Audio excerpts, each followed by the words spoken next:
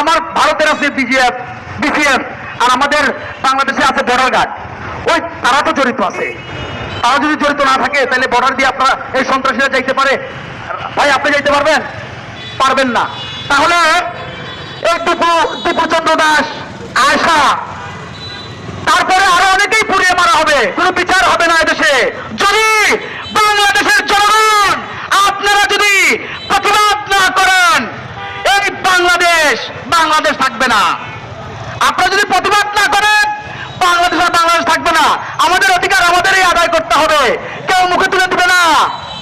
আমরা কি অধিকার আদায় করার জন্য রাজি আছি? নাই, রাজি নাই ভাই। কেন নাই? আপনি একটা প্রোগ্রাম করেন, অন্যায়ের বিরুদ্ধে প্রতিবাদ করেন, আপনি মানুষ পাবেন না, মানুষ পাবেন না। আপনি পাবেন কোথায়? ওই তেলের জায়গায় তেল দিবেন, দেশের কোনো চিন্তা নাই, মানুষের কোনো চিন্তা নাই, বিচারের কোনো চিন্তা নাই। মরতেছে কারা? কারা মরতেছে? হাতি ভাই মরছে না? হাতি ভাই মরতো না। সে যদি জুলাই বিক্রি করতো, হাতি ভাই মরতো না। মরছে কেন? ও জুলাই বিক্রির কারণে মারা হয়েছে তারে। আরে কেন 24-এর পরে, 24-এর পরে এই বাংলাদেশ এইরকম হওয়ার কথা? এইরকম হওয়ার কথা? আমার এখানে অনেক জুলাই যুদ্ধ ভাইয়েরা আছে।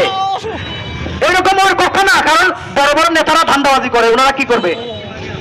কি করবে?